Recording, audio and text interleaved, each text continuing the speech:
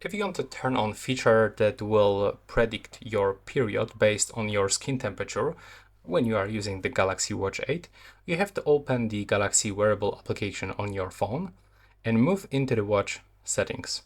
Over here, you have to go for the health application. If you are opening this for the first time, then you will be redirected into the Google Play Store, where you have to download this Samsung Health application and basically connect this application with your phone. If you don't know how to do this, there is a video on my channel where I'm showing you actually step by step how to do this, but it's pretty easy. Now when you did it, you will have to go back and just turn on this function to predict period with skin temperature.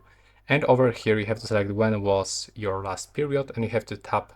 So now on the calendar, just mark like so. It's automatically at 5 days, but you can just manually select additional days. And now we can click next.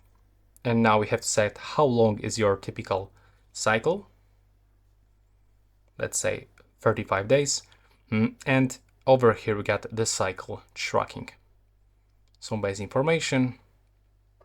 But of course you will get pretty good results if you wear this device all the time. After like 1 week, you will get pretty good results. And of course you can manually change those settings.